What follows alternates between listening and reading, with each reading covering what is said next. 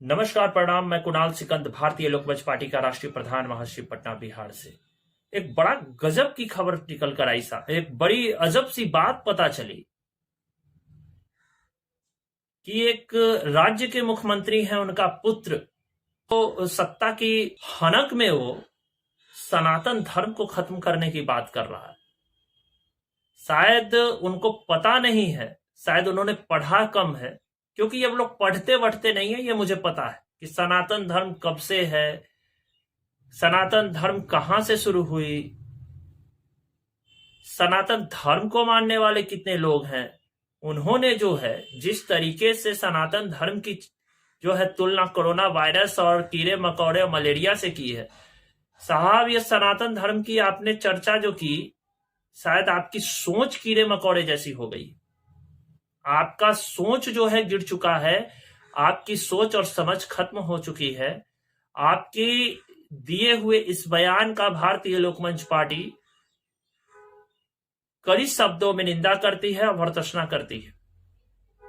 उदय Stalin साहब, आपको पढ़ने की सख्त जरूरत है। मुझे लगता है कि आप जरूर स्टडी किए होंगे, लेकिन उतनी अच्छी सी पढ़ाई नहीं कर पाई जितने अच्छे से शायद आपको करना चाहिए था। आपने भारत को नहीं पढ़ा उदय स्टालिन साहब। आपने सिर्फ जाना कि तमिलनाडु ही भारत में है, तो ये आप जान लीजिए भारतवर्ष का एक हिस्सा है तमिलनाडु, जो शायद आपको नहीं पता है कि वहीं से राम जी लंका पर चढ़ाई किए थे। शायद आपको नहीं पता है कि रामेश्वरम मंदिर भी वहीं पर है। आपको शायद नहीं पता है कि अर्धनागेश्वर भी तमिलनाडु में ही है। शायद उदय स्टालिन साहब, आपने जिस तरीके से सनातन धर्म को लेकर के जो गंदी बातें कही है, आपको हिंदुस्तान से माफी मांगनी होगी, आपको पूरे भारतवर्ष से माफी मांगनी होगी, उन साधु संतों से माफी मांगनी होगी जिनका आपने दिल दुखाया है, उन सनातनी भाइयों से माफी मांगनी होगी, सनातनी बहनों से, सनातनी माओं से माफी मांगनी होगी जिनका आपने दिल दुखाया है। आप सत्ता की हनक में जिस तरीके का जो आपने बात कही है, इसकी घोर निंदा करता हूं, कड़ी शब्दों में भर्त्सना करता हूं। और आपको मेरी सलाह है, आप स्टडी मोड में जाइए। आपको पढ़ने की सख्त जरूरत है। आप शायद पढ़ाई से बहुत दूर हो चुके हैं, किताबों से बहुत दूर हो चुके हैं, इतिहास से, हिस्ट्री से दूर है आप।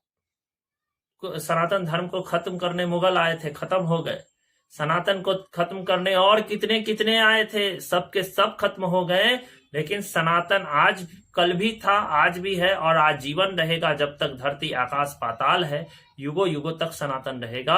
और सारे लोगों ने जो जिस तरीके से लगातार प्लान करके सनातन धर्म के ऊपर प्रहार कर रहे हैं, ये आने वाला दिन जो है बहुत भारी पड़ने वाला है उन सभी के ऊपर।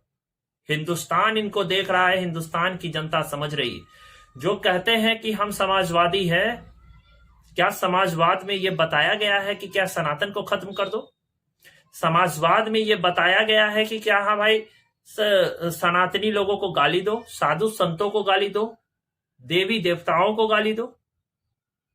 स्टालिन साहब, कम से कम अपने पुत्र को पढ़ाइए, कम से कम अपने पुत्र को शिक्षा दीक्षा दीजिए। और उदय नाम रख देने से कोई उदय नहीं हो जाता है। उसके लिए विद्या की जरूरत पड़ती है, उसके लिए कलम में ताकत की जरूरत पड़ती है, उसके लिए अकल की जरूरत पड़ती है।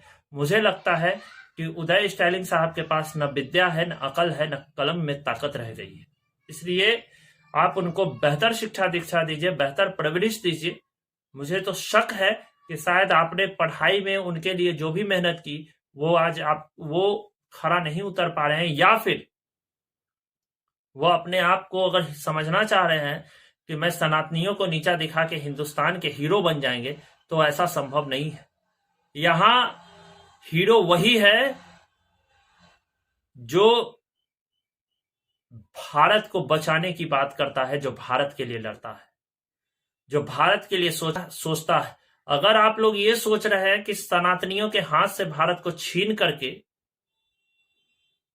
उसको खत्म कर दी जाएगी, ऐसा नहीं हो सकता है उदय स्टालिन साहब। सनातनियों के हाथ से भारत को छीनना असंभव है।